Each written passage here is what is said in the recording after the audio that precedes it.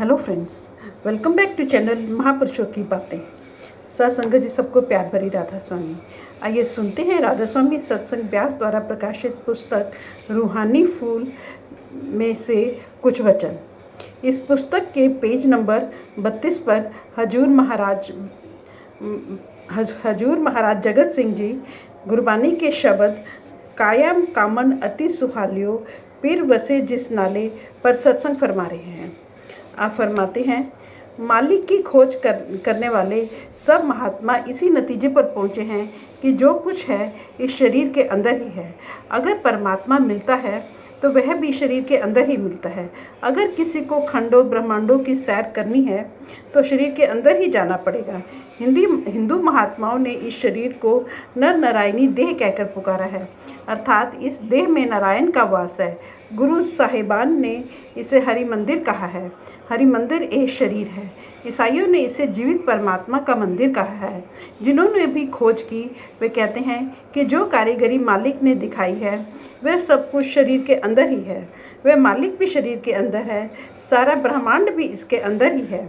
जो ब्रह्मंडे सोई पिंडे, जो खोजे सो पावे, कि जो कुछ बाहर है वही अंदर है। जो ब्रह्मांड में है वह पिंड में भी है। जिसने अपने अंदर खोज कर ली, समझो उसने ब्रह्मांड के बनाने वाले को खोज लिया। तीसरी पातशाही श्री गुरु अमरदास जी इस शरीर की महिमा करते हैं। जरा इस पर विचार करो। विषय तो एक ही है कि नाम के बगैर मुक्ति नहीं, गुरु के बगैर नाम नहीं मिलता और नाम के बगैर मालिक नहीं मिलता। जिसे वह मालिक अपने साथ मिलाना चाहता है उसे गुरु और नाम मिलता है। जिसे वह नाम मिलाना चाहे उसे ना गुरु मिलता है ना नाम मिलता है। जिस स्त्री का पति घर में हो उसकी ओर कोई उंगली नहीं उठा सकता। वह स्त्री सराहना के योग्य है, पतिव्रता है, वह सुहागन है। इसी तरह यह जो काया है अथवा काया रूपी स्त्री है, ये बड़ी सुंदर है, लेकिन मुश्किल यह है कि इसका पति साथ नहीं है। वह काया जिसके अंदर उसका पति प्रकट हो चुका है सराहना के योग्य है, बाकी सब देह दुहागन है। इसका पति कौन है? शब्द, नाम, धुन। जिस काया के अंदर नाम प्रकट है, धुन प्रकट है, वही काया सराहना के योग्य है। कहते हैं जिस काया के अंदर शब्द प्रकट होता है वह काया सदा के लिए सुहागन है। उसे लौट कर 84 के चक्कर में नहीं आना है। आत्मा नाम की अंश है।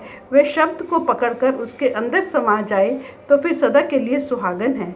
जिन्होंने मनुष्य जन्म पाकर नाम की युक्ति लेकर नाम की कमाई करके नाम में अपना ख्याल लगा लिया, उनका इस संसार में आना मुबारक है। वे नाम की भक्ति के योग्य हैं। यूँ प्यार तो सभी कर रहे हैं, मगर जिन्होंने हरि अथवा एक वाहिगुरु परमात्मा के साथ प्यार कर लिया, उसी एक के साथ संबंध जोड़ लिया, उन रूहों का सुहाग सदा के लिए है। जब तक जीव शब्द के साथ नहीं जुड़ता वह हौमे के अधीन है, और जब तक यह हौमे में है तब तक दुखी है, बंधन में है। जब तक वह कहता है कि मैं करता हूँ तब तक बंधन है। अगर अच्छे कर्म किए अच्छे बंधन पड़ गए, अगर बुरे कर्म किए बुरे बंधन पड़ गए। यह इसकी अपनी मर्जी है। चाहे 9 द्वारों में बैठा रहे, चाहे किसी पूर्ण गुरु से उपदेश लेकर 9 द्वारों से निकलकर नाम के साथ जुड़ जाए।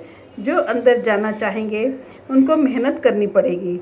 जितनी मेहनत दुनियादारी के लिए करते हैं, अगर उतनी मेहनत नाम के लिए करें तो काम बन जाए, जन्म मरण खत्म हो जाए। हम रोज़ सुनते हैं कि हमारे अंदर मालिक है, हमारे अंदर नाम है, कि वह मालिक हमारी हर एक करतूत को देखता है। इस बात को हमने केवल सुन रखा है, मगर उसका डर नहीं है। जब तक डर नहीं तब तक भक्ति नहीं। यह उनका कहना है जिन्हें नाम का स्वाद आ गया।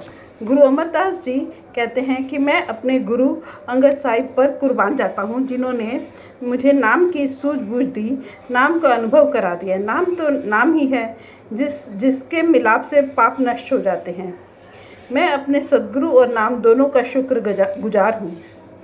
उस नाम की वाणी की समझ गुरु से प्राप्त हुई। गुरु ने साथ होकर नाम की कमाई करवा कर नाम का अनुभव करा दिया। इसका परिणाम क्या हुआ कि अब तक हम कूढ़, मिथ्या या नाशवान में बैठे हुए थे। राजा भी कूढ़ है, प्रजा भी कूढ़ है। इस संसार में सब कुछ कूढ़ है, केवल वाणी सच है। गुरु नानक साहब कहते हैं, आज सच जुगात सच है भी सच, नानक होसी भी सच। वह सबको रचने वाली शक्ति सच है, वह कभी नाश होने वाली नहीं है। गुरु साहब कहते हैं कि हम फना नाशवान के दायरे में से निकलकर बका अमर जीवन के दायरे में आ गए। अब हम कभी फना नहीं हो सकते।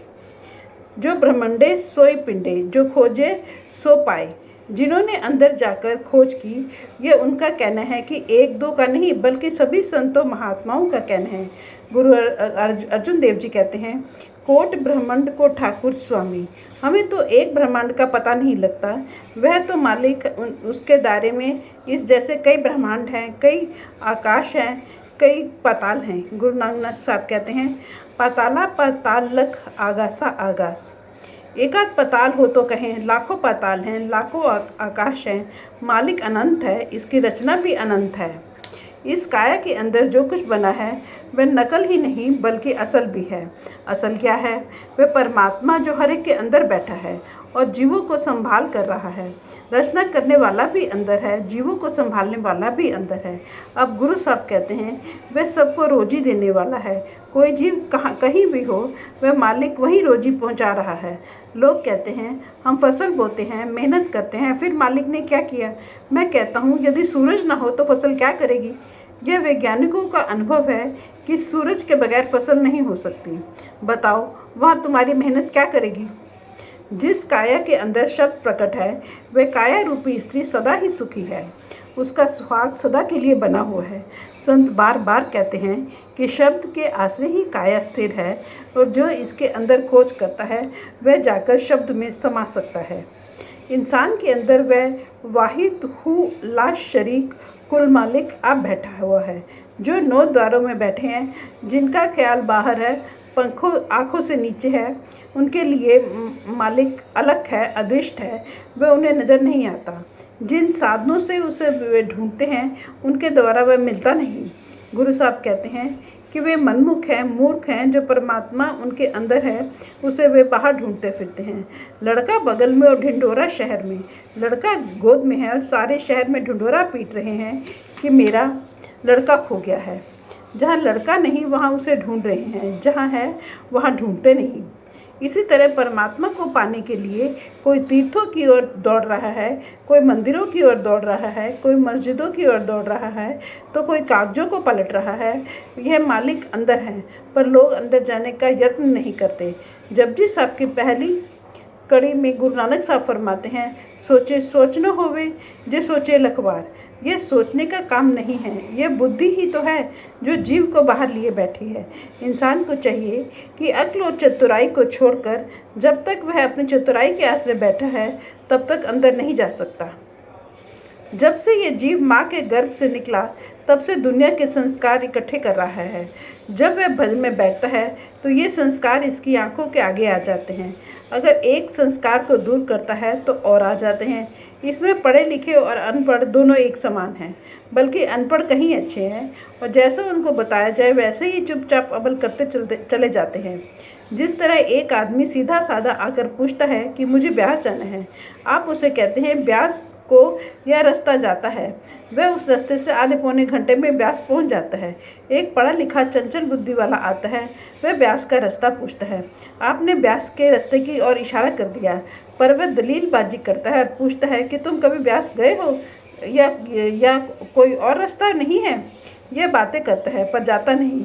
इससे जितनी दलीलबाजी की उतना समय बर्बाद किया।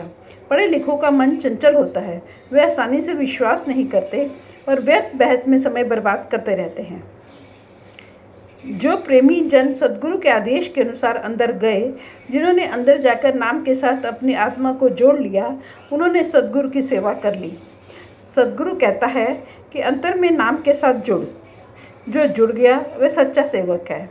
जो 9 द्वारों में बैठे हैं और कहते हैं कि उसका कोई रूप नहीं, उसे कैसे मिले, उनके लिए वह अलग है।